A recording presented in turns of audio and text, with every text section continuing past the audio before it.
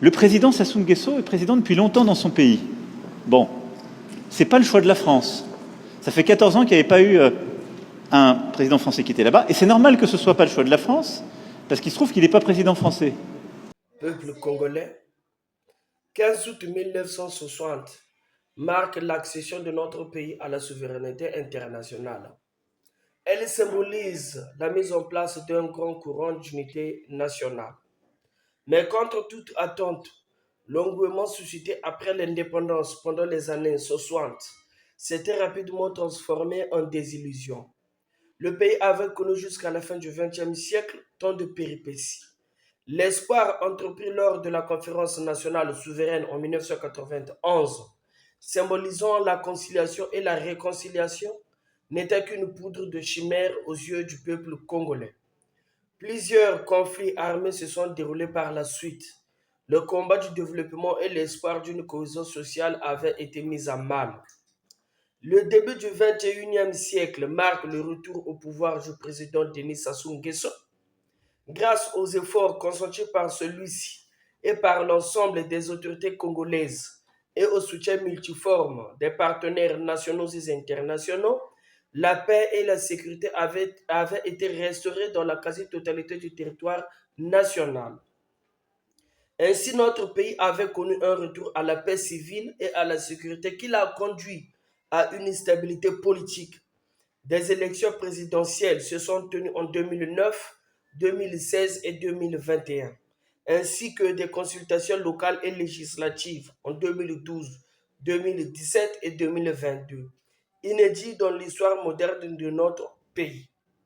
À ce jour, nous voici au seuil d'une épreuve, d'une bataille qui marquera les annales de notre histoire moderne. Depuis le premier jour, nous avons été forgés dans la douleur de la liberté. C'est dans cette douleur que la sagesse bantou nous a appris le pardon, le dialogue et le vivre ensemble. Aujourd'hui, les ennemis de la République guettent sous un mauvais œil notre pays, cherchent à nous diviser, cherchent à semer le chaos dans notre pays. En aucun cas, nous ne devrions céder.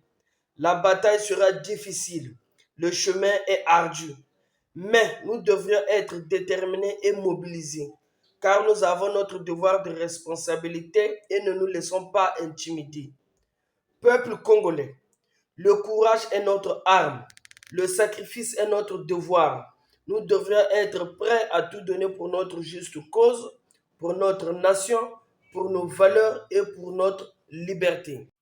La politique ne doit plus être un champ de bataille meurtrier pour le peuple congolais.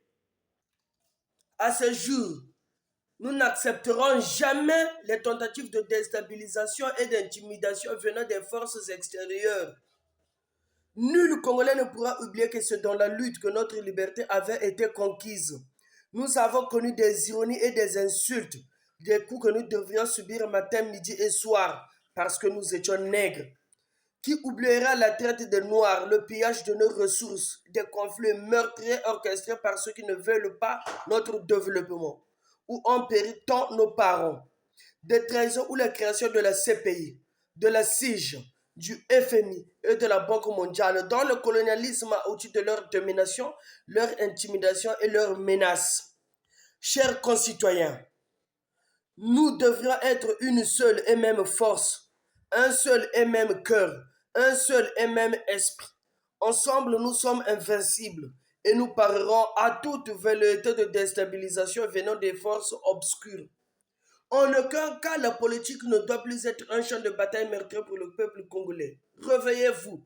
Bien que tout ne soit pas rose, Monsieur Denis Sassou Nguesso, le président de la République, constitue pour nous une stabilité dans notre pays. En aucun cas, nous devrions donner la possibilité aux ennemis de la République de venir semer le chaos et la division dans notre pays. Bien que tout ne soit pas rose, bien que notre quotidien ne soit pas rose actuellement, nous devrions prioriser l'unité nationale, le soutien à nos dirigeants, car le monde, il a changé. Le monde n'est plus le même il y a 10 ans. Le monde, il a changé. Ces gens cherchent vains et moyens à déstabiliser nos pays, à créer des situations d'insécurité. La consolidation de la coopération russo-congolaise, l'adhésion du Congo dans le BRICS+, la paix, la sécurité, la stabilité.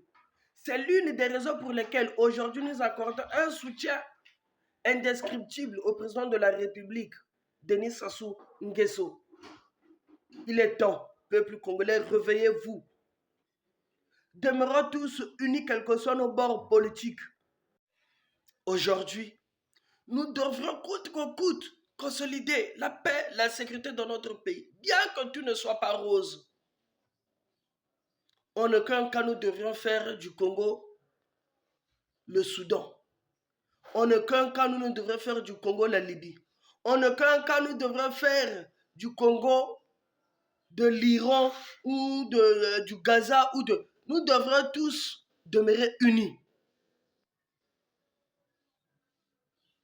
Bien que tout ne soit pas rose, que vous soyez du nord, que vous soyez du sud, nous sommes tous congolais, nous devrions tous demeurer unis, quels que soient nos bords politiques.